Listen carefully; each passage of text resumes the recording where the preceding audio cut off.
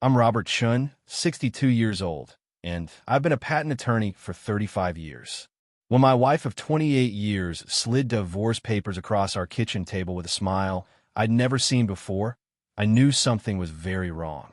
But when she said I needed to accept her new husband, or they'd destroy me financially, I realized I was dealing with something much darker than a simple affair. What Angela didn't know was that patents aren't the only thing I know how to protect. Before I tell you exactly what happened when she discovered the truth, hit that subscribe button and drop a comment below telling me what city you're watching from. Stories like this need to reach people before they become victims of the same trap. My name is Robert Chen, and this is how I discovered my wife wasn't just leaving me. She was executing a plan that had been in motion for almost 2 years. The moment I understood what they were really after, I knew I had exactly one chance to save everything I'd spent 3 decades building. The Thursday morning it all started seemed perfectly ordinary. I was in my home office reviewing a patent application for a medical device when Angela walked in with 2 cups of coffee. She set one on my desk the way she had for 28 years. But this time, she also set down a manila envelope. "We need to talk," she said, sitting in the leather chair across from my desk. I looked up from my computer. Angela's blonde hair was perfectly styled, her makeup more elaborate than usual for a Thursday at home. She wore the navy dress I'd bought her for our anniversary 2 years ago. "What's this?" I asked, gesturing at the envelope. "Open it." Inside were divorce papers, professionally prepared, properly notarized, waiting only for my signature. I sat back slowly, my patent attorney brain immediately cataloging details. The papers were dated 2 weeks ago. The attorney's name was Melissa Crawford from a firm in downtown Seattle I didn't recognize. The proposed settlement was unusual. "Angela, what's going on?" She smiled. It wasn't the smile I'd known for 28 years. This one was confident, almost triumphant. "I'm in love with someone else," she said simply. "His name is Marcus Toller. We've been together for 18 months. 18 months. A year and a half of lies while I worked 60-hour weeks building our retirement security." "I see," I said quietly. "Marcus and I want to get married," she continued. "But we're not interested in fighting.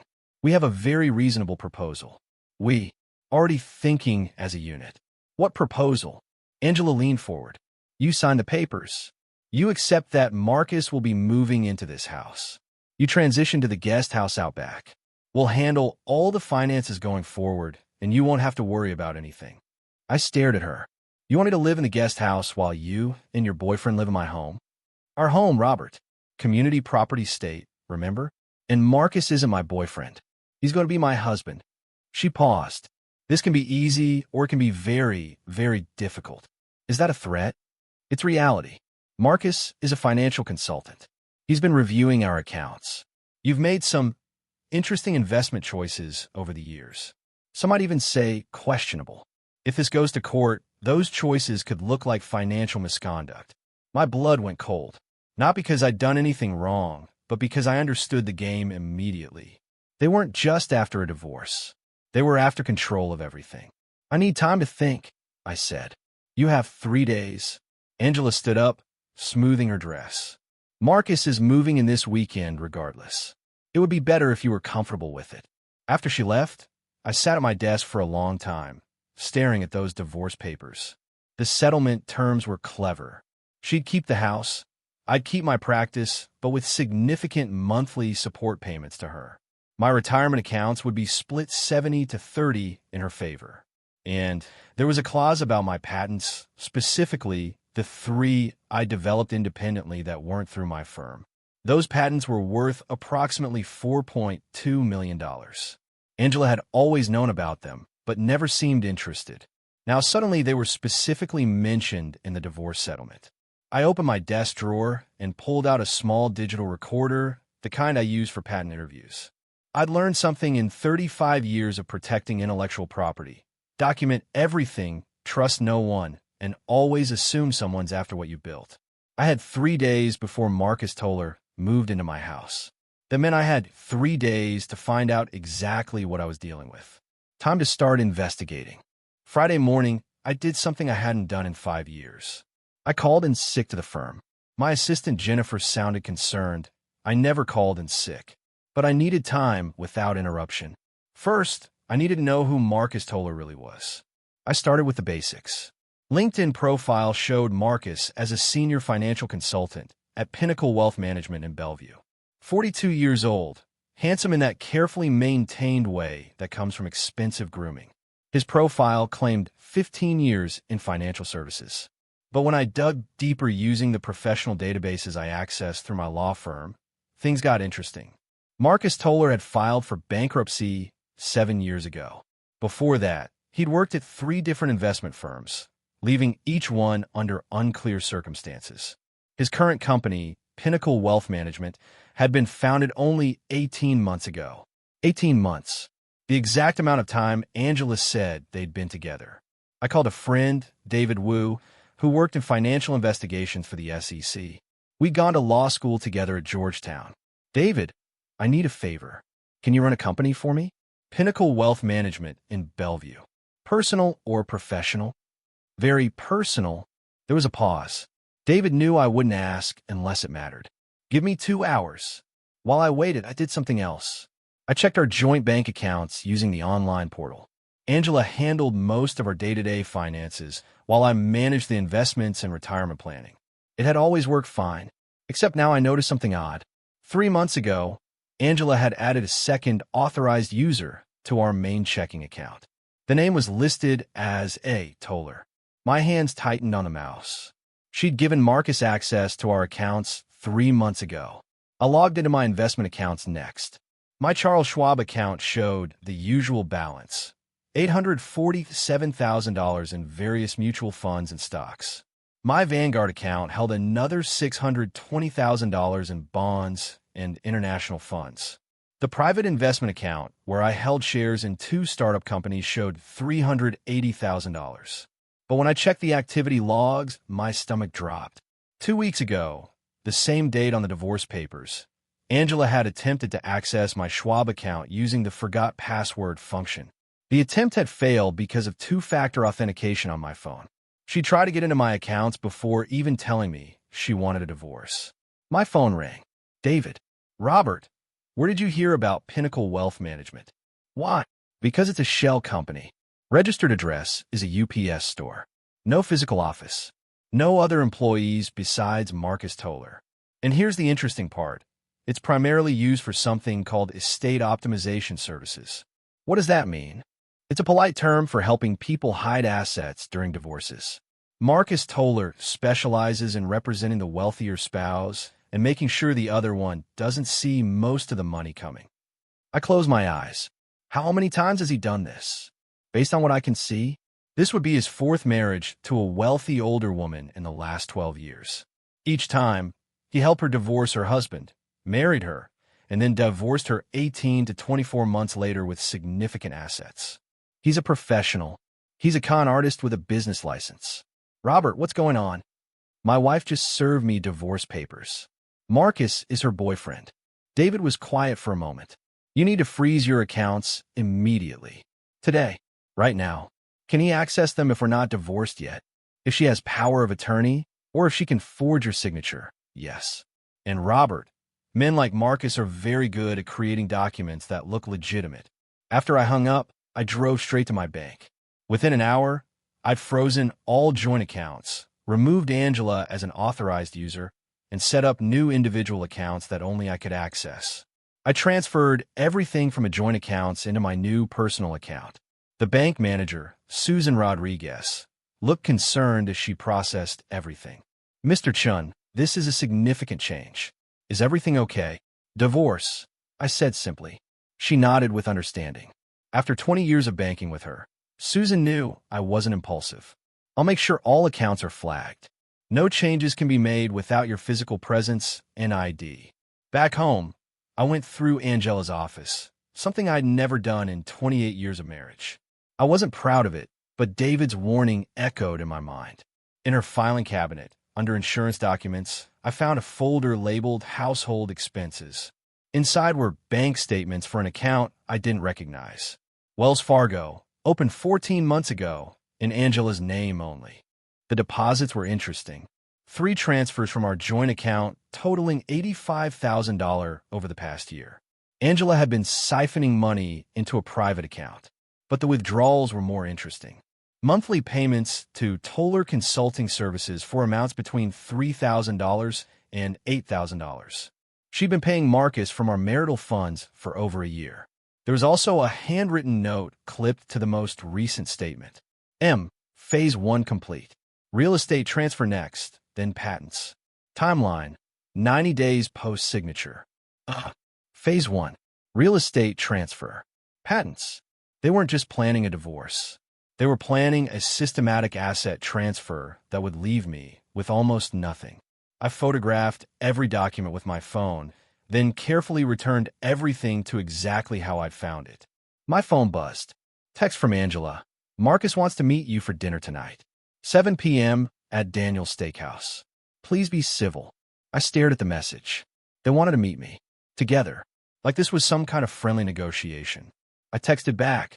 I'll be there. But I wouldn't be alone. I called my assistant, Jennifer. Jennifer, I need you to do something unusual. Can you sit at Daniel's Steakhouse tonight at 7 p.m., somewhere with a view of the main dining room, and record everything on your phone? Mr. Chen, is this about your case, or? It's about protecting myself. I'll explain later. I'll pay you triple overtime. You don't need to pay me overtime. I'll be there. At 6:45 p.m., I arrived at Daniel's Steakhouse wearing my court suit, the one I wore when arguing before patent tribunals, the one that said I was prepared for a fight. Marcus Toller and Angela were already seated at a corner booth. As I approached, I studied them with the same attention I gave to opposing counsel in depositions. Marcus stood, extending his hand. He was taller than I expected, probably 6 feet 2 inches, with the kind of physique that came from expensive personal trainers. His suit was Armani. His watch was a Rolex Submariner worth about $15,000. Robert, he said warmly, thank you for meeting us. I shook his hand briefly, then sat across from them. Angela smiled, that new smile again. I appreciate you being mature about this. Marcus continued. Divorce is hard enough without making it adversarial. Is that what we're doing? I asked. Keeping it non-adversarial? That's the goal, Angela said. Marcus and I want to make this transition as smooth as possible for everyone. A waiter appeared. Marcus ordered a $200 bottle of wine without asking if I wanted any. Alpha move, establishing dominance. When the waiter left, Marcus leaned forward slightly. Robert, I've reviewed your financial situation thoroughly. You've done well for yourself. The practice, the investments, the patents. Very impressive. Have you reviewed my finances? Angela shared the relevant information. As her financial consultant, I needed to understand the full picture.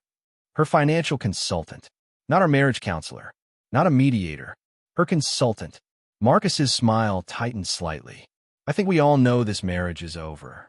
The question is how to proceed efficiently. Efficiently for whom? For everyone. Look, Robert, you're 62 years old. You've had a good run. Angela deserves to enjoy the rest of her life with someone who can give her the attention she needs. You're married to your work. I kept my voice level. Angela, is that how you feel? That I've neglected you? She looked away. You were always at the office, Robert.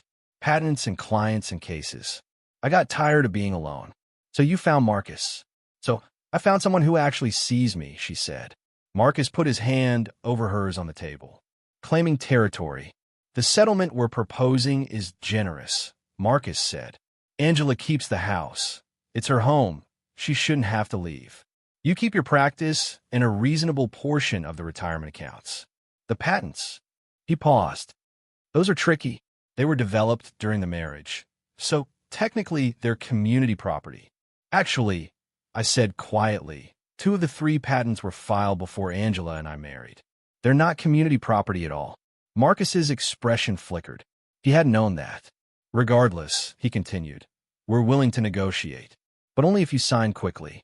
If this drags out, becomes contentious, well, Angela's attorney is prepared to subpoena all your business records. Every transaction, every client account, every investment decision.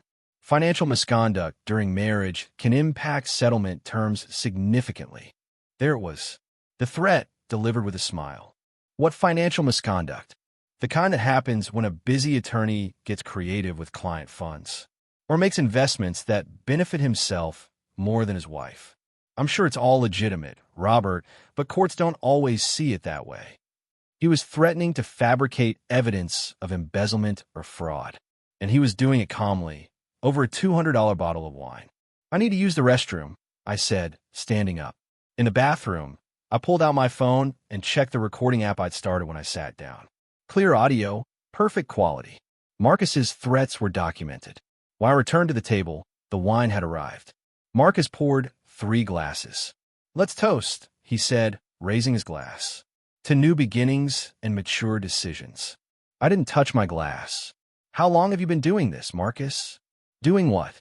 "Finding married women with wealthy husbands. Convincing them to divorce. Marrying them. Then divorcing them once you transfer the assets." The table went silent. Angela's face went pale. "Robert, what are you talking about?" she asked. "Marcus has been married 3 times in the last 12 years. Each time to a woman going through a divorce from a wealthy spouse. Each time, he helped facilitate the divorce, married the woman, and then divorced her 18 to 24 months later with significant assets. His company, Pinnacle Wealth Management, specializes in hiding money during divorces." Marcus's friendly expression had vanished completely. "That's a serious accusation. It's a fact. I had it verified by the SEC." Angela was staring at Marcus now. "Is that true?" "Angela, don't listen to him. He's desperate. Your first wife was Patricia Reynolds," I continued.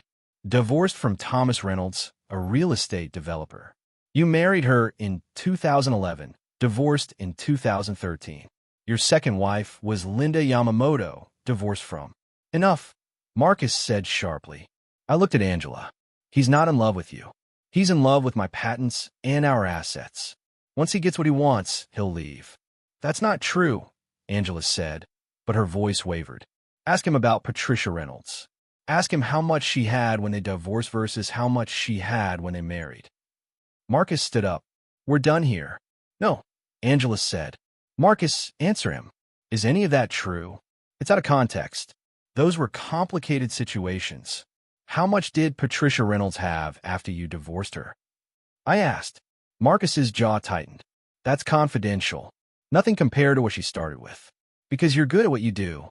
You isolate the wife from the husband, convince her she deserves more, help her hide assets, then marry her to legitimize your access to everything. Once you've transferred what you can to yourself, you leave." Angela was crying now. "Marcus, tell me he's wrong." Marcus grabbed his jacket. "I don't need this." "Angela, call me when you're ready to be rational." He threw a $100 bill on the table and walked out. Angela sat across from me, mascara running down her face. "Is it true?" "Yes. All of it. I have documentation. He's done this 3 times before." She put her face in her hands. "Oh my God. Oh my God." I should have felt triumphant. Instead, I just felt tired. "Angela, how did you meet him?" "At a financial seminar 18 months ago. He was the speaker. He seemed so interested in me, in what I thought, what I wanted. You were always at work, and he was just there. Did he know about my patents?" She nodded slowly. "I told him everything. He asked about your work, seemed fascinated. I thought he was just being supportive. He was collecting information." The waiter approached cautiously. I waved him away. "Robert, I'm so sorry. I thought he loved me." I looked at my wife of 28 years, broken and crying in an expensive steakhouse. Part of me wanted to comfort her. Part of me remembered the smile she'd had when she delivered the divorce papers. "Angela, you gave him access to our bank accounts. You've been transferring money to him for a year. You tried to access my investment accounts. This wasn't just an affair. You were actively helping him steal from me. He said it was for tax planning. For our future together. Our future? I'm your husband. I know. I messed up everything." She reached across the table for my hand. I pulled it back. "Did you know about his other wives?" "No. I swear. He said he'd been married once, briefly, when he was young. Nothing recent." I stood up, throwing my own cash on the table. "I need to think. Robert, please. Can we talk about this?" "Not tonight." As I walked out of Daniel's Steakhouse, I saw Jennifer sitting at the bar with her phone discreetly positioned. She gave me a subtle nod. She'd recorded everything. In my car, I sat in silence for a long time. Marcus was exposed, but the problem wasn't solved. Angela had still filed for divorce. She'd still betrayed me. She'd still tried to steal from me. And I still had to figure out how to protect everything I'd built. My phone buzzed. Text from an unknown number. You think you're smart. You're not. This isn't over. Marcus. I saved the screenshot and drove home. Tomorrow, I'd file my own response to the divorce papers. But tonight, I needed to figure out exactly how deep this conspiracy went. Because Marcus Toller didn't strike me as someone who gave up easily. And if he'd planned this for 18 months, he had backup plans I hadn't discovered yet. The investigation was just beginning. Saturday morning, I woke up at 5 a.m., unable to sleep. Angela hadn't come home the night before. The house felt empty in a way it hadn't in 28 years. I made coffee and opened my laptop in the home office. If Marcus was a professional at this, then there had to be a pattern. A playbook he followed with each victim. I started with Patricia Reynolds, Marcus's first documented wife. Using legal databases and public records, I traced her story. Patricia had been married to Thomas Reynolds for 19 years when she met Marcus at a real estate investment seminar in 2010. According to divorce filings I found, Patricia and Thomas separated in 2011 after she accused him of financial control and emotional neglect. She married Marcus 3 months after the divorce was final. The interesting part was the settlement. Patricia had received the house, worth $1.2 million, half of Thomas's real estate portfolio, approximately $3.8 million, and a portion of his business holdings. Very favorable terms. But when Patricia and Marcus divorced in 2013, Patricia's assets were significantly diminished. According to her bankruptcy filing from 2015, she claimed Marcus had convinced her to invest heavily in several opportunities that failed. She'd ended up with less than $400,000 from her entire divorce settlement. I found Patricia's LinkedIn profile.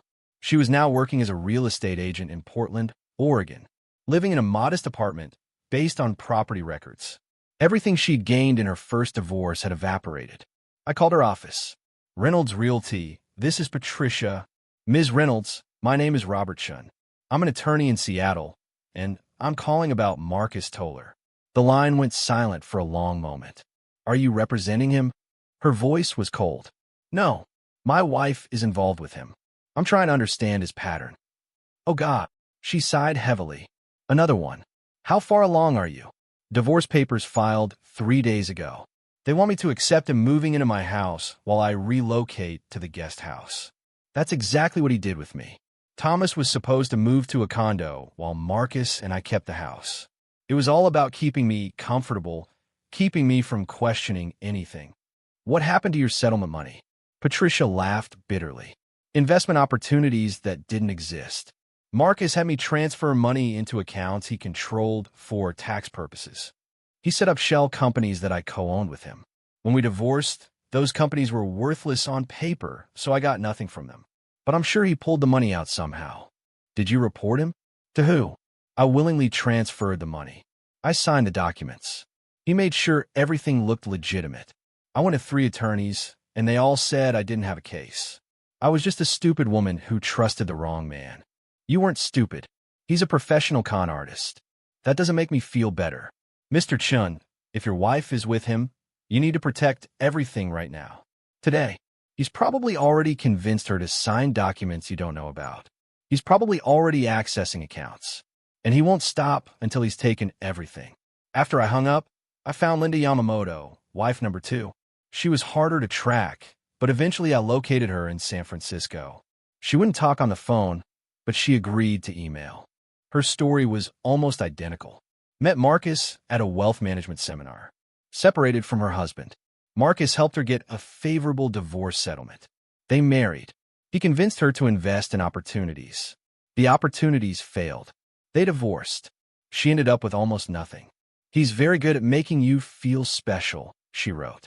Like you're finally with someone who values you. My ex-husband was a workaholic surgeon who barely noticed I existed.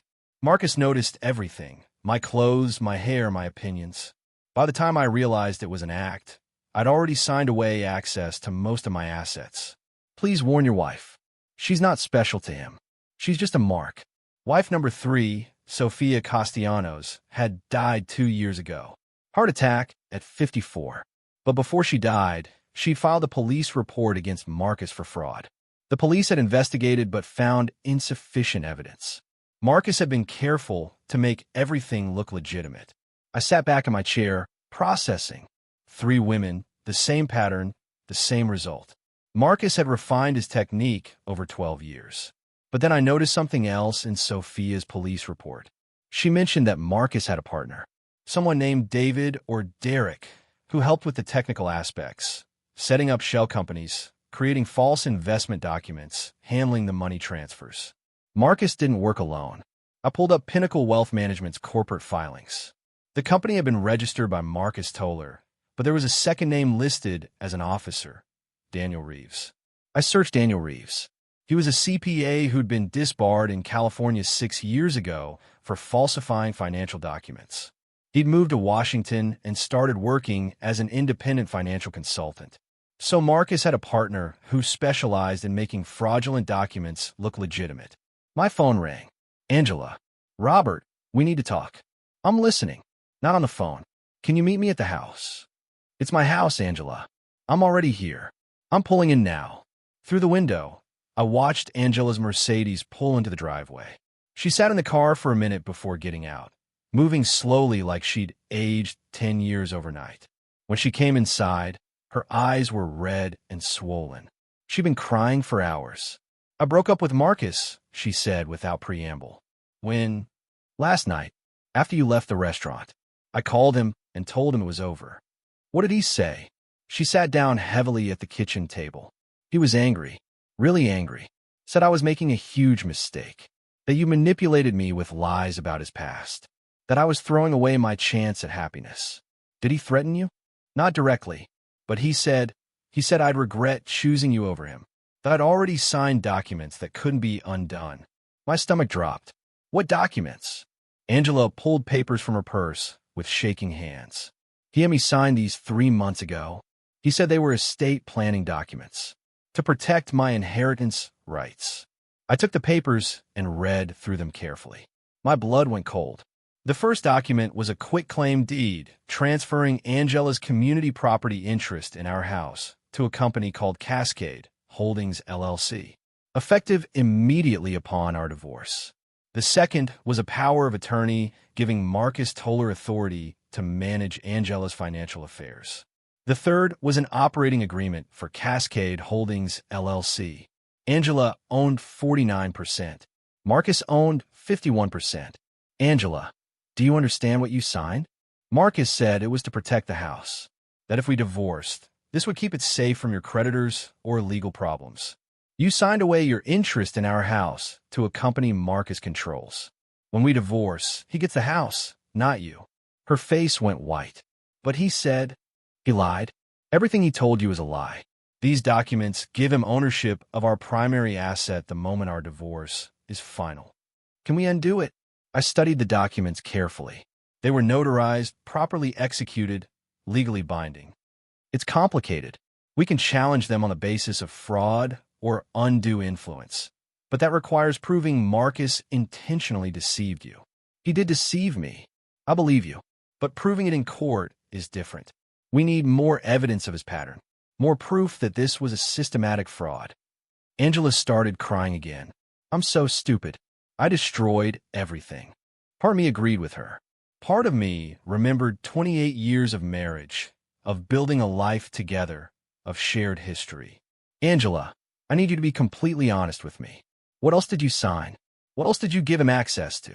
I don't know. He had me sign so many things. He said they were all routine financial planning documents. Where are they? At his office. He kept the originals. Of course he did. Marcus was careful. He'd made sure Angela couldn't review what she'd signed or show the documents to anyone who might warn her. Did you tell him about my patents? She nodded miserably. He asked about your work, what you'd invented, whether you own the patents personally or through the firm. I thought he was just interested. He was mining for information. Angela, my patents are worth over $4 million. If he could get control of them through you, that would be his biggest score yet. Can he get control of them? Not if they're not community property.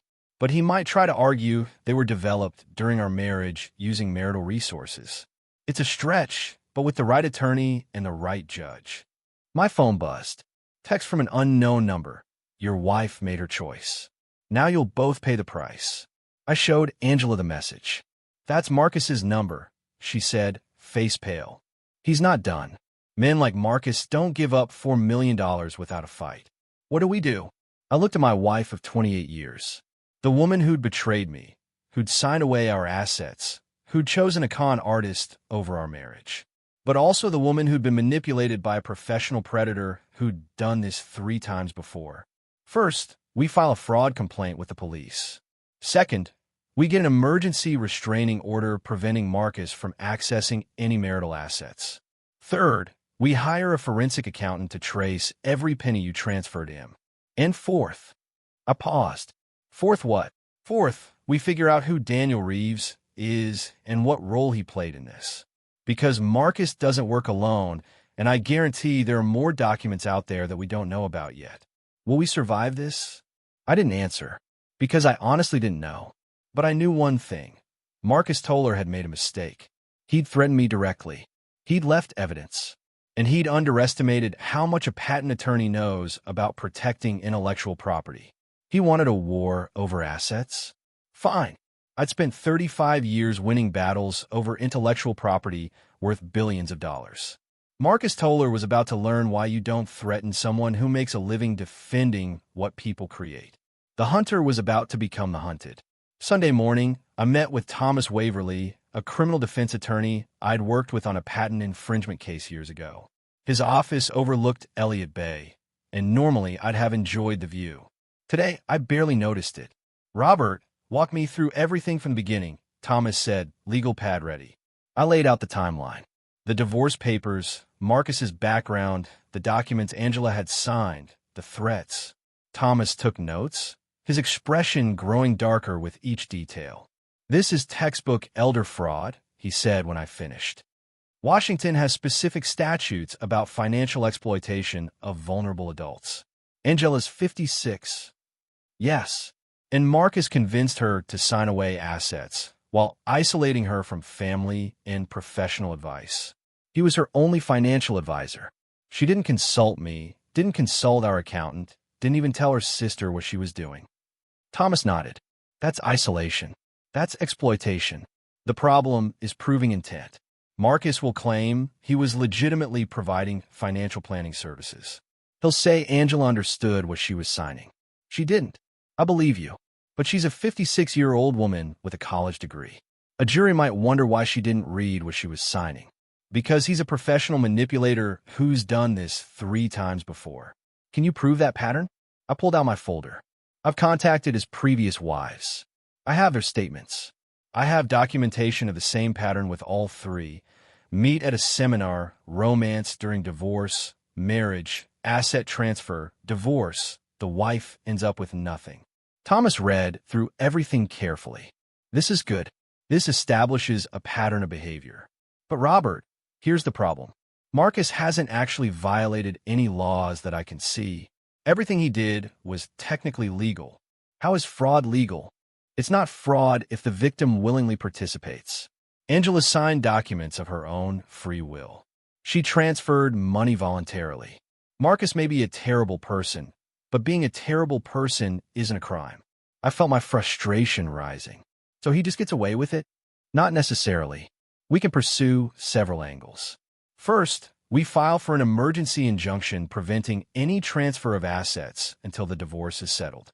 Second, we file a civil suit against Marcus for fraud and undue influence. Third, we report him to the Washington State Bar Association. He's not an attorney, but if Daniel Reeves is involved and he's a CPA, we can report him to the accounting board. Will any of that stop him? It'll slow him down. And Robert, there's something else you should know. I made some calls yesterday after you contacted me. Marcus Toller is being investigated by the FBI. I sat up straighter. For what? Money laundering. They've been building a case for 8 months. Apparently, Marcus has been using his divorce schemes to clean money for some unsavory people. He takes dirty money, runs it through his shell companies during the fake investment losses, and the money comes out clean on the other side. So he's not just a con artist. He's a money launderer. Correct. And if we can prove he was using your assets for that purpose, we have criminal charges. Real ones with real prison time. How would we prove it? Thomas leaned back in his chair. We need to trace the money. Every dollar Angela gave him. Where it went, who it went to, how it moved through the system. For that, we need a forensic accountant. I know someone. Richard Park. We work together on a patent valuation case. Call him. We need a complete accounting of every transaction in the last 18 months. After I left Thomas's office, I called Richard Park. He agreed to meet me Monday morning at 8 a.m. But first, I had another visit to make. I drove to Bellevue, to the UPS store address listed as Pinnacle Wealth Management's office. It was a standard mail drop location in a strip mall. No actual office, no staff, just a box number. But across the parking lot was a Starbucks. I bought a coffee and sat by the window with a clear view of the UPS store. I was there for 3 hours before Daniel Reeves showed up. He was younger than I expected, maybe 35, wearing jeans and a casual jacket. He walked into the UPS store, checkbox 247, and walked out with a stack of mail. I followed him. He drove to a small office building in downtown Bellevue. Suite 304. The door had no name, just the suite number. I waited until he went inside, then walked up to the building directory. Suite 304, Pacific Northwest Accounting Services. I took photos of the building, the directory, the suite door. Then I went back to my car and called Thomas Waverly. I found Daniel Reeves' actual office. It's not the UPS box. He has a real location. Don't approach him, Thomas warned. If he's part of a money laundering operation, he could be dangerous. I'm not approaching anyone. I'm just documenting. But as I sat in my car watching the building, I saw something interesting. Marcus Toller's Range Rover pulled into the parking lot. He went into the building and came out 20 minutes later carrying a briefcase. I photographed everything. My phone rang. Angela. Robert, Marcus is texting me. He says if I don't convince you to sign the divorce papers by tomorrow, he's going to release private information about you. What private information? He says he has evidence you've been embezzling from clients, that you've been using client funds for personal investments. My blood ran cold. That's completely false. I know. But Robert, he sounds serious. He says he has documents. He has forged documents. Angela, this is exactly what he did with his other wives. When they tried to back out, he threatened their ex-husbands with false accusations. It's part of his pattern. What do? Nothing. Let him make his accusations. We have evidence he's a con artist. We have evidence he forged documents before. Any evidence he produces will be examined by experts, and it'll be proven false. What if it's not proven false? What if people believe him? Then we sue him for defamation and we win. Angela, Marcus is desperate right now. He knows he's losing control. Desperate people make mistakes. After I hung up, I sat in my car thinking. Marcus was escalating. The threats were getting more specific, more dangerous. But he was also getting sloppy, threatening via text message, meeting Daniel Reeves in broad daylight, making accusations he couldn't prove. My phone buzzed.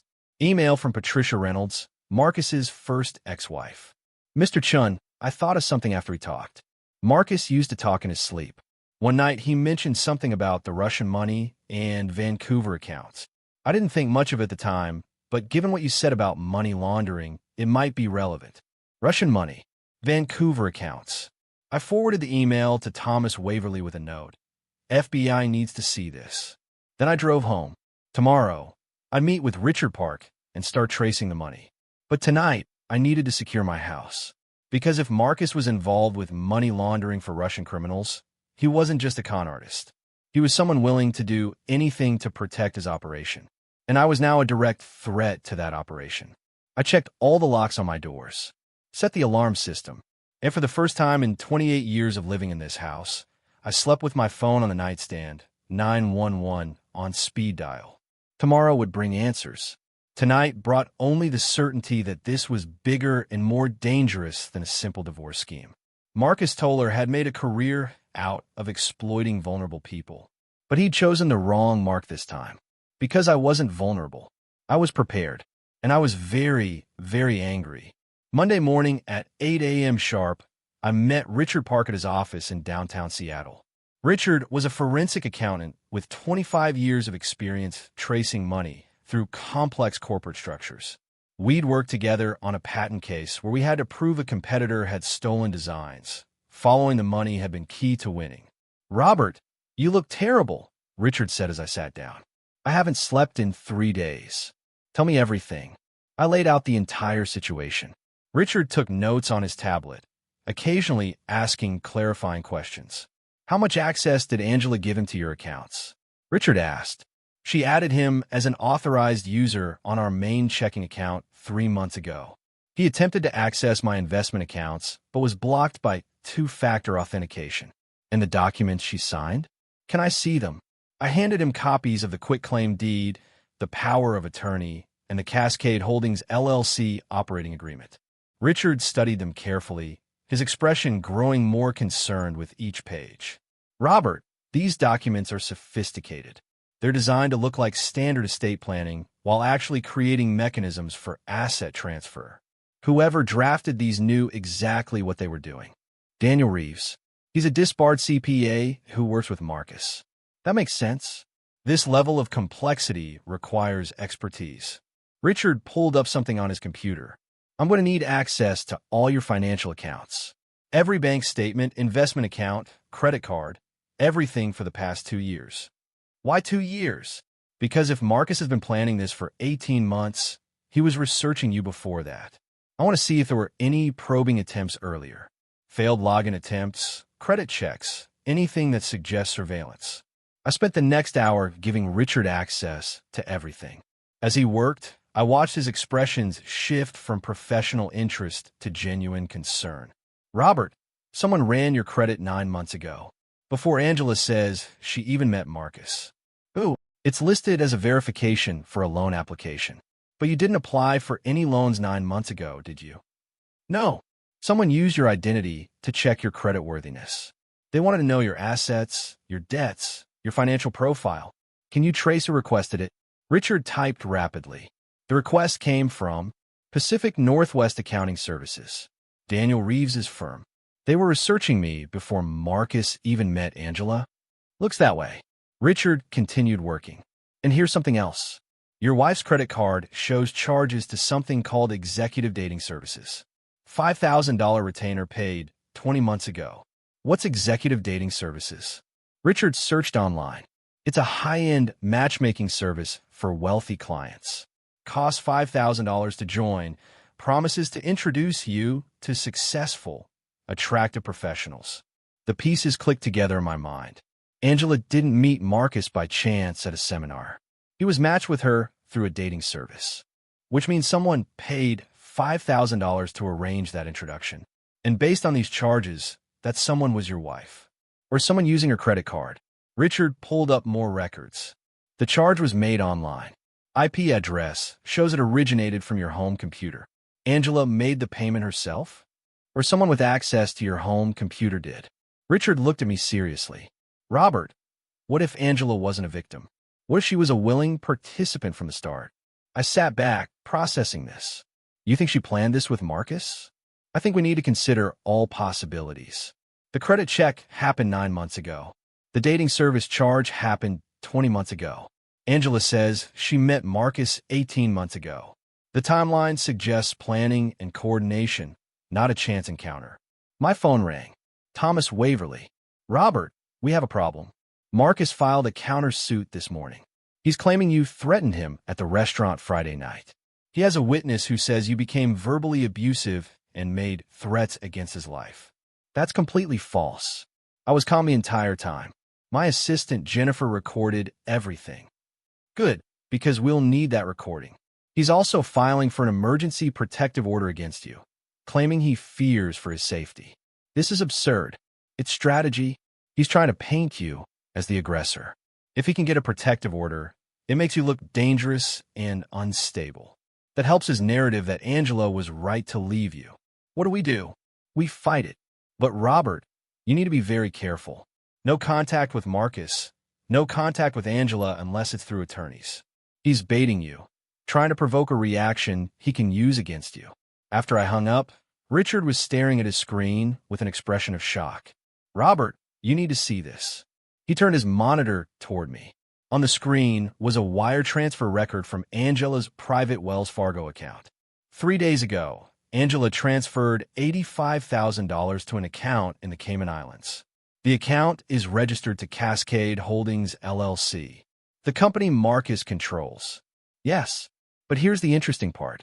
That transfer happened 2 days after she filed for divorce. She knew Marcus was a con artist by then. You told her everything at the restaurant, yet she still transferred the money. I stared at the screen, feeling something cold settle in my chest. She's working with him, or she's terrified of him, or she's in too deep to back out. We need to talk to her. Thomas said no contact. Thomas said no direct contact, but we could have your attorney arrange a formal meeting. I called Thomas and explained what we'd found. He was quiet for a long moment. "Robert, this changes things. If Angela is actively working with Marcus, then she's not a victim. She's a co-conspirator. That means we can pursue criminal charges against her too. She's my wife. She's someone who's stealing from you." I closed my eyes. 28 years of marriage. A home we'd built together. Memories and history and shared life. All of it potentially a lie, or at least ending in betrayal. "Set up the meeting," I said finally. "I need to hear it from her." Thomas arranged for Angela to come to his office Tuesday afternoon with her attorney present. It would be a formal settlement discussion, but really it was an opportunity for me to ask the questions that mattered. That night, I went through her photos. Wedding pictures from 1996. Vacation shots from Italy, Japan, Hawaii. Pictures of us at my firm's Christmas parties. Angela laughing at my retirement dinner 3 years ago when I'd moved from full-time to consulting. In every photo, she looked happy. Were those genuine smiles or calculated performances? My phone buzzed. Text from an unknown number. "Stop investigating or your practice gets destroyed. This is your only warning." I screenshot the message and forwarded it to Thomas and to Agent Martinez at the FBI, who Thomas had connected me with. 5 minutes later, Agent Martinez called. "Mr. Chen, we need to talk. Can you come to our office tomorrow morning?" "What's this about?" "Marcus Toller is more dangerous than you know. And if he's threatening you, we need to move quickly." "How dangerous?" "The kind of dangerous where people end up missing." "Mr. Chen, can you stay somewhere other than your home tonight?" "You think he'd actually—" "I think he has a lot to lose if you keep digging. And people protecting money laundering operations don't hesitate to eliminate problems. Please, for your safety, stay somewhere else." I packed a bag and checked into a hotel near the airport. Registered under my assistant Jennifer's name, paid cash, told no one where I was. As I lay in the generic hotel bed staring at the ceiling, I thought about how quickly life could unravel. For days ago, I'd been a successful patent attorney with a comfortable marriage. Now I was hiding in a hotel, my wife was possibly a criminal conspirator, and I was being threatened by someone involved in money laundering. But I'd also learned something about myself. I wasn't giving up. I wasn't rolling over. If Marcus wanted a war, he'd get one. But he'd picked the wrong opponent, because I'd spent 35 years fighting battles over intellectual property. I knew how to research, how to document, how to build an airtight case. And I was about to build the case that would destroy Marcus Toller's entire operation. Sleep finally came around 3 a.m. Tomorrow would bring answers. Tomorrow would bring the FBI. Tomorrow would bring the truth about Angela's role in all of this. Tomorrow would change everything.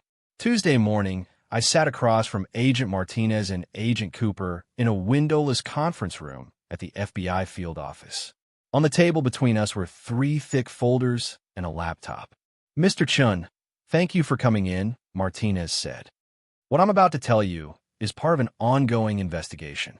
Nothing we discuss leaves this room without our explicit permission. Do you understand?" "I understand." Cooper opened the first folder. "Marcus Toller has been on our radar for 3 years.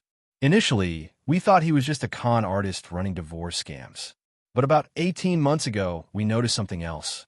Large sums of money flowing through his shell companies. Money that didn't match his known income sources." Martinez pulled out a chart showing money flows. "Toller works for an organization we've been investigating. They operate out of Vancouver and specialize in cleaning money for Eastern European criminal enterprises. Toller's role is to create legitimate-looking businesses and transactions that explain where the money comes from. How does that work?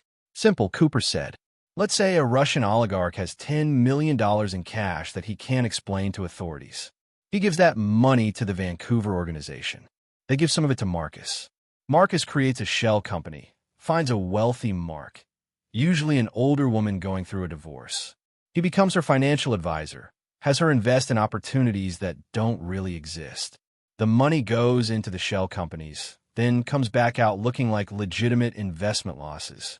The oligarch's dirty money is now clean, just at a loss. And the woman who invested? She's left with nothing. But from a legal standpoint, she made bad investments. It's her fault for trusting Marcus. I thought about Patricia Reynolds, Linda Yamamoto, Sophia Castellanos. You've known about this for 18 months. Why haven't you arrested him? Because we want the whole organization, not just Marcus. He's a tool, not the mastermind. We've been following the money up the chain. We're close to having enough to take down the entire operation, about 30 people across 3 countries. Where do I fit in? Martinez looked uncomfortable. Your wife contacted Marcus 20 months ago. We have phone records showing multiple calls between her and a number we know belongs to the Vancouver organization. Angela called them directly? Yes, before she ever met Marcus. Mr. Chen, we believe your wife was recruited to target you specifically. The room seemed to tilt. Recruited? By who? Cooper opened a laptop and showed me a photo. It was Angela having coffee with a woman I didn't recognize. This is Katrina Volkov. She runs the Vancouver operation. This photo was taken 22 months ago in Seattle. Who is she? She's a professional recruiter. She finds people in financial trouble or personal crisis and offers them solutions. In your wife's case, Martinez pulled out another folder. Your wife had been diagnosed with stage 3 breast cancer 2 years ago. Correct? Yes. But she beat it. She's been cancer-free for 18 months. The treatment cost approximately $200,000 out of pocket after insurance. Correct. Yes. Your wife took out a personal loan to cover those costs without telling you. She didn't want you to worry. That loan came from a company called Pacific Medical Financing. Interest rate of 18%. I stared at them. I never knew about any loan. Pacific Medical Financing is owned by the Vancouver organization. They loan money to desperate people at predatory rates, then offer them a way out of the debt by finding marks. Exactly. Your wife owed $240,000, including interest. Katrina Volkov offered her a way to clear the debt and make money besides. All she had to do was introduce Marcus to you, facilitate the divorce, and help transfer assets. I couldn't breathe. Angela set me up from the start. We believed so. The cancer was real. Her fear was real. But Volkov exploited that fear and turned your wife into a co-conspirator. How much was she supposed to get? Cooper checked his notes. $500,000. Her debt cleared plus $250,000 cash. She'd walk away from the divorce with no money officially, but she'd have $500,000 waiting in an offshore account. I sat back, processing. 28 years of marriage. Everything I thought was real. All of it contaminated by this conspiracy. Why are you telling me this? Because Marcus is getting sloppy, Martinez said. The threats against you, the obvious paper trail, the rush timeline. Something's made him desperate to close this quickly. We think the Vancouver organization is shutting down his operation, which means he needs to grab whatever he can and run. And that makes him more dangerous. Significantly, when these people feel cornered, they eliminate threats. Sophia Castellanos, Marcus's third wife, her heart attack wasn't natural. We found traces of a drug cocktail in her system during autopsy, but we couldn't prove Marcus administered it. He killed her? We believe so, which is why we're telling you all this. You're a threat to a very large operation. Your investigation, your forensic accountant, your attorney, you're exposing things they need to keep hidden. What do you want me to do? Martinez and Cooper exchanged glances. We want you to wear a wire, Martinez said. We want you to meet with Marcus and get him to discuss the operation. If we can record him admitting to the money laundering, admitting to the conspiracy, we can arrest him and use him to roll up the entire organization. He won't talk to me. He knows I'm onto him. He will if we give him the right motivation, Cooper said.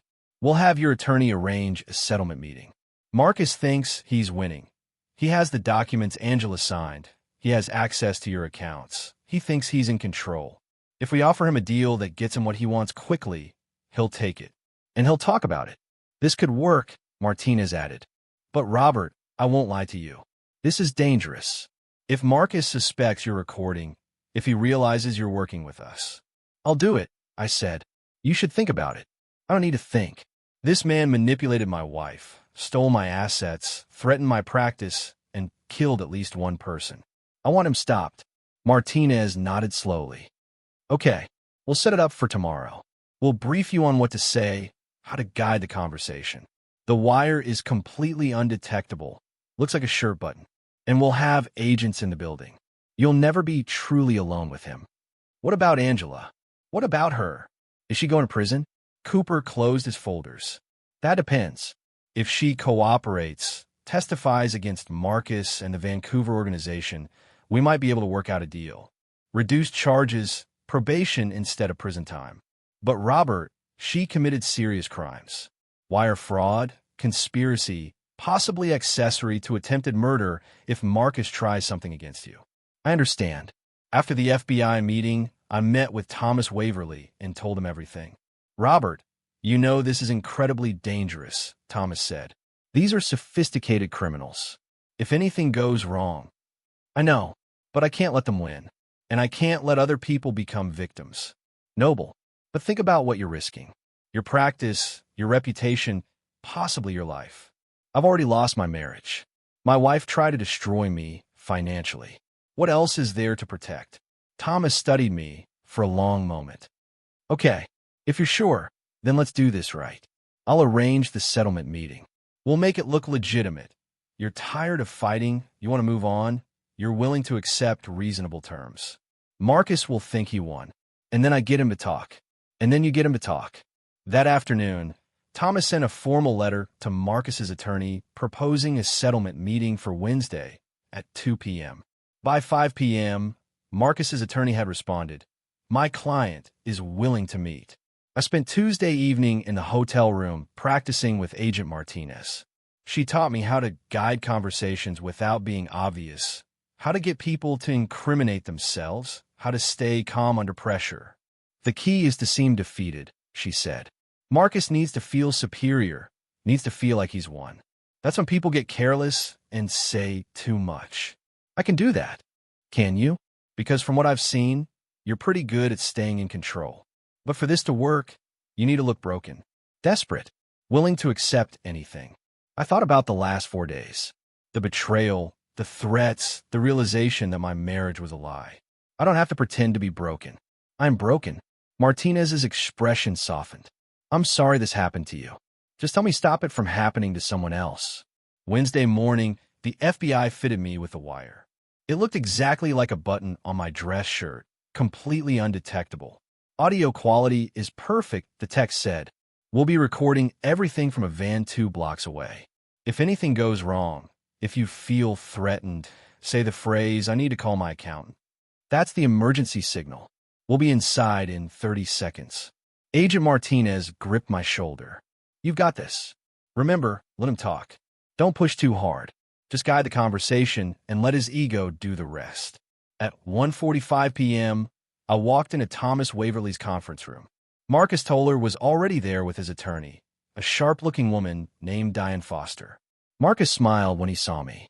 That same confident smile from the restaurant. Robert, thank you for being reasonable about this. I sat down slowly, deliberately. Let my shoulders slump. Looked tired. I just want it over, I said quietly. I'm 62 years old. I don't have the energy for a prolonged legal battle. Marcus's smile widened. He thought he'd won. That's a mature perspective. I respect that. Thomas laid out papers on the table. We've drafted a proposal. Robert keeps his practice and 40% of the retirement accounts. Angela keeps the house and 60% of the retirement accounts. The patents. He paused. Robert is willing to assign Angela a 30% interest in future royalties from the 3 independent patents. Marcus studied the papers.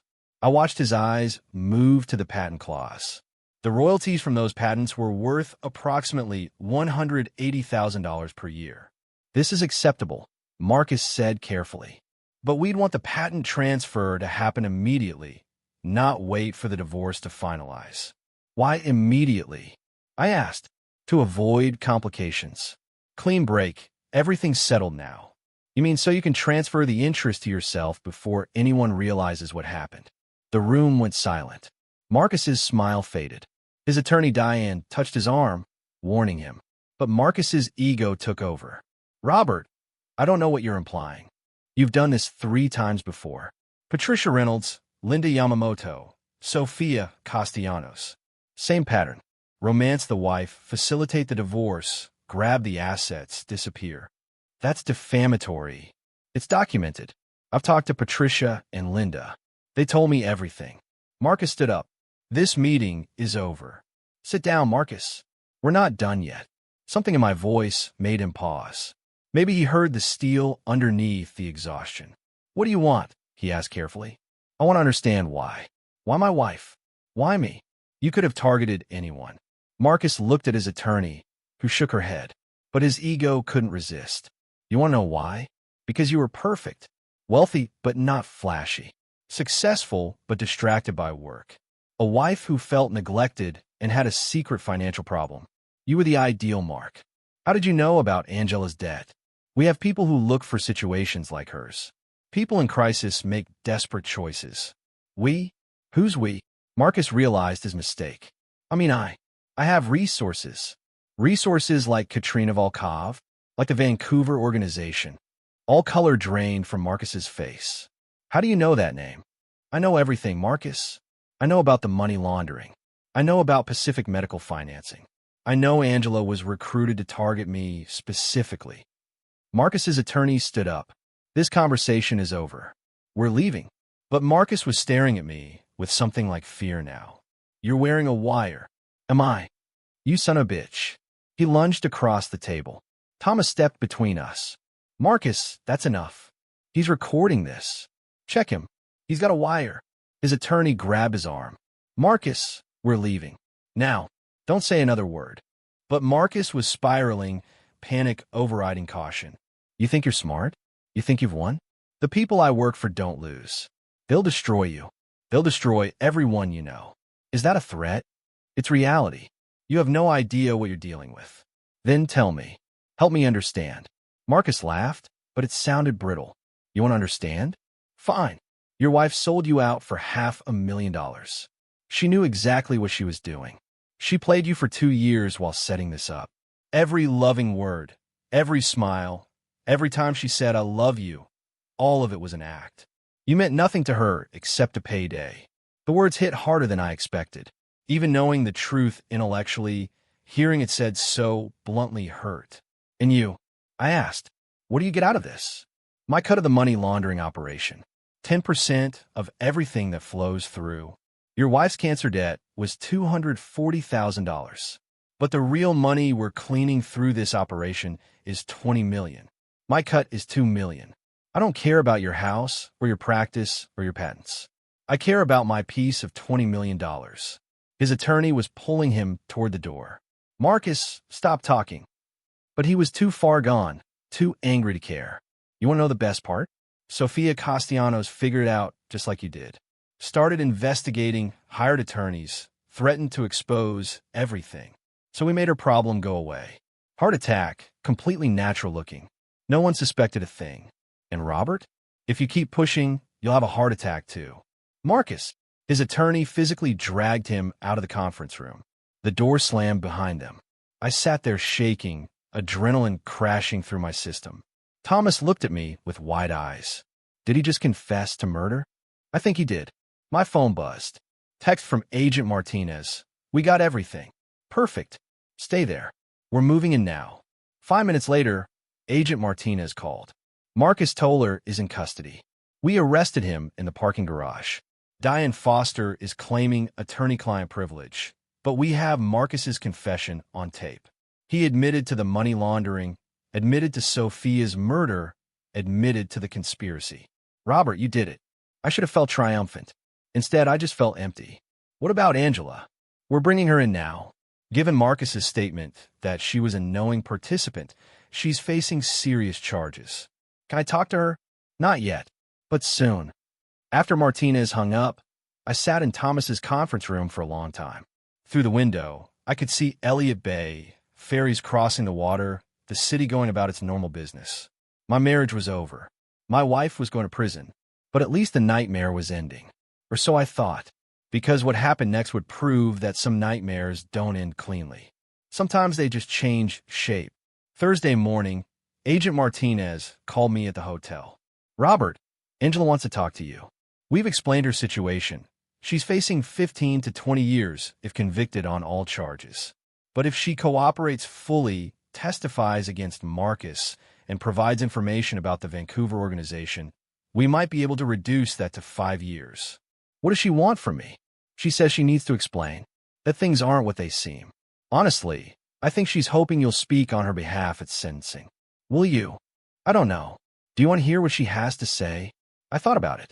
Part of me wanted to never see Angela again. Part of me needed answers. Yes, set it up. 2 hours later, I sat in an FBI interview room across from my wife. She wore an orange jumpsuit. Her hair was unwashed. Her eyes were red from crying. She looked 10 years older than when I'd last seen her. An attorney sat beside her, a public defender named James Morrison. Agent Martinez and Agent Cooper sat along the wall, watching. Robert, Angela said, her voice breaking. I'm so sorry. I said nothing. I never meant for any of this to happen. You have to believe me. I don't have to believe anything. She flinched. You're right. You don't. But please let me explain. Explain how you sold me out for $500,000. Explain how you recruited a con artist to steal everything I built. Explain which part, Angela. The cancer, she said quietly. When I was diagnosed 2 years ago, I was terrified, not just of dying, but of leaving you with massive debt. The treatment was so expensive, and I didn't want you to lose everything because of my illness. So you took out a loan without telling me, from a company that seemed legitimate. They had a nice website, professional documents, everything looked real. I didn't know they were criminals. When did you find out? About 6 months into the loan. I'd missed 2 payments because the interest was so high. Katrina Volkov showed up at our house one day when you were at work. She told me the real cost of missing payments. What cost? Angela's hands trembled on the table. She said they'd come after you. Take your practice, take the house, destroy your reputation. She made it very clear these weren't people who accepted excuses. So she offered you a deal. She said there was a way to clear my debt and protect you. All I had to do was help facilitate a financial transaction. She made it sound simple, almost legitimate. Did she tell you I'd lose everything? Angela looked down. She said you'd be fine, that you had plenty of assets and would easily rebuild. That men like you always landed on their feet. She made it seem like I'd be taking a little from someone who had a lot. But you knew it was wrong. I knew it wasn't right. But Robert, I was so scared. Scared of them. Scared of the cancer coming back. Scared of being a burden to you. So you brought Marcus into our lives. Katrina introduced us. Said he was a financial consultant who'd help me manage the divorce settlement. I didn't know he was a con artist. I swear, I thought he was just helping me get what I was legally entitled to. When did you know the truth? Angela was crying now. Not until the restaurant. When you told me about his other wives, about the pattern. That's when I realized Katrina had lied about everything. But you still transferred $85,000 3 days ago. After you knew, she looked up confused. What? No, I didn't transfer anything. Your Wells Fargo account shows a transfer to the Cayman Islands. $85,000 to Cascade Holdings. Robert, I closed that account 2 weeks ago. Moved everything to a new bank. I have the documentation. She turned to her attorney. James, show him. James Morrison pulled out papers. Mr. Chen, these are Angela's banking records. She closed the Wells Fargo account on October 15th, transferred the balance of $87,000 to a new account at Bank of America. Agent Martinez stepped forward and examined the papers. These look legitimate. She pulled out her phone and made a call. After a brief conversation, she turned to us. The forensic accountant made an error. The transfer from Wells Fargo wasn't to the Cayman Islands. It was to Angela's new account. Someone made a similar transfer from a different account with a similar name.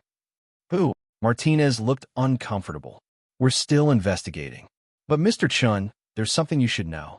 We found evidence that Daniel Reeves has been accessing your personal accounts. He has your passwords, your security questions, everything. He's been in your system for months. The implications hit me like a physical blow. He could have made transfers in my name, or in Angela's name. We're sorting through it now, but it appears Daniel Reeves has been creating false transactions to muddy the investigation. He's good at making innocent people look guilty. I looked at Angela. She met my eyes. Robert, I made terrible choices. I lied to you. I betrayed you. I brought criminals into our life. I deserve to go to prison for that. But I never stopped loving you, and I never wanted to destroy you. You signed papers giving away our house. Marcus told me they were estate planning documents. He showed me where to sign, had his notary friend witness it, told me it was protecting us from creditors. I trusted him because Katrina had vouched for him. I thought I was doing the right thing. You gave him access to our accounts. He said he needed it to manage our investments, to move money efficiently during the divorce. I was so overwhelmed, so scared, I just did what I was told. Agent Cooper spoke up. Mrs. Chun, if what you're saying is true, it changes your culpability. You might have been a victim of fraud rather than a willing co-conspirator. But I still brought them into our lives, Angela said. I still lied to Robert for 2 years. I still let Marcus manipulate our finances. Even if I didn't understand what was really happening, I knew something was wrong and I didn't stop it. Martinez checked her phone. We just got confirmation. Daniel Reeves has been arrested. He had files on 15 different couples he and Marcus were targeting. Detailed plans, forged, documents, everything. He also had evidence that Katrina Volkov ordered Sofia Castellanos' murder. We have enough to take down the entire Vancouver operation. What about Angela? I asked. Martinez looked at Angela, then at me. That's complicated. She committed crimes, fraud, forgery, conspiracy. But she was also targeted by a sophisticated criminal organization because of her medical debt. A good defense attorney could argue she was a victim. What are you recommending? That's not my decision. The prosecutor will decide what charges to file. But personally, I think Angela made bad choices, but she's not Marcus Toller. She's not a predator. James Morrison leaned forward. If Angela cooperates fully, testifies against Marcus, provides information about Katrina Volkov, helps trace the money, and if Mr. Chen is willing to provide a statement about her character and circumstances, we might be able to negotiate a plea deal. Possibly probation instead of prison time, restitution payments, community service. Everyone looked at me. Angela's eyes were pleading. Robert, I know I don't deserve your help. I destroyed our marriage. I put you in danger. But please, if there's any part of you that remembers the 28 years before this nightmare, please consider speaking on my behalf. I stood up and walked to the window. Outside, Seattle continued its normal rhythm. People going to work, living their lives, unaware of the dramas playing out in FBI interview rooms. I thought about Angela before the cancer, the woman who'd supported me through law school, who'd celebrated every patent victory, who'd held me when my father died, who'd been my partner for 28 years.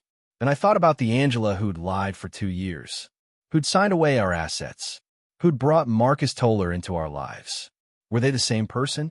Or had fear and desperation created someone new? I need time, I said finally. This is too much to process right now. We understand, Martinez said. Take the time you need. As I left the FBI office, my phone rang. Thomas Waverly. Robert, I have news. Daniel Reeves kept meticulous records. We now have complete documentation of the money laundering operation, how it worked, how much money flowed through, everyone involved. Your patents were never actually at risk. Reeves and Marcus created forged documents showing Angela had rights to them, but the forgeries were so obvious they'd never hold up in court. So the whole thing was smoke and mirrors? Mostly. They were trying to scare you into a quick settlement. If you'd signed without investigating, They would have used the forged documents to steal your assets.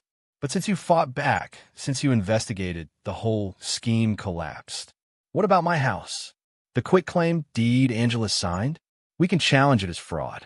Given the circumstances, a judge will likely void it. You'll keep the house. And my finances? Daniel Reeves transferred approximately $200,000 from your accounts to various shell companies. But since we have documentation of his access and his pattern of fraud, we can recover most of it. You'll take a hit, probably lose 20 to 30% to legal fees and unrecoverable funds, but you won't be ruined. I felt something unclench in my chest. I'm going to survive this. More than survive. Robert, you stopped a major criminal operation. The FBI says you probably saved a dozen other families from being targeted. After I hung up, I sat in my car for a long time. Angela had made terrible choices. She'd lied, betrayed me, enabled criminals. She deserved consequences. But she'd also been targeted because she was desperate and scared. She'd been manipulated by professionals who'd done this before. Did that excuse what she'd done? No. Did it mean she deserved compassion? Maybe. I drove back to my house, not her house anymore, and walked through the rooms. Every object held memories. The couch we'd picked out together. The painting we'd bought in Santa Fe. The kitchen table where we'd eaten breakfast for 28 years. Could I forgive Angela? I didn't know, but I knew I didn't want to spend the rest of my life carrying hatred. That would destroy me as surely as Marcus Toller had tried to. I called Thomas Waverly, set up a meeting. I want to talk to the prosecutor about Angela's case. What are you going to say? I'm going to tell the truth. That Angela made bad choices, but she was also a victim. That she deserves consequences, but also deserves a chance to rebuild her life. That's very generous. It's not generosity. It's survival. If I let this turn me bitter and vengeful, then Marcus wins. He destroys me even from prison. 3 days later, I met with Assistant U.S. Attorney Patricia Williams. I told her everything. The cancer, the debt, the manipulation, the lies, but also the 28 years of marriage before it all fell apart. I'm not asking for Angela to walk away free, I said. She broke laws. She hurt me. She needs to face consequences. But she's not Marcus Toller. She's not a career criminal. She's a scared woman who made terrible choices. Patricia listened carefully, taking notes. Mr. Chen, I appreciate your perspective. And I want you to know, we're offering Angela a plea deal. 2 years supervised probation, 500 hours community service, full restitution to you for any financial losses, and a requirement that she attend financial counseling and therapy. No prison time, not if she pleads guilty, cooperates fully, and completes all the terms. Marcus Toller is going to prison for 25 years minimum. Daniel Reeves is looking at 15 to 20 years. We have arrest warrants out for Katrina Volkov and 5 other members of the Vancouver organization. Our focus is the big fish, not people who were manipulated into participating. What about the divorce? That's civil, not criminal. You and Angela will need to work that out separately. The divorce took 6 months to finalize. Angela moved in with her sister. I stayed in the house. We divided assets fairly. I kept most of the retirement accounts and the patents. She kept her car and personal property. No alimony, clean break. We spoke twice during those 6 months.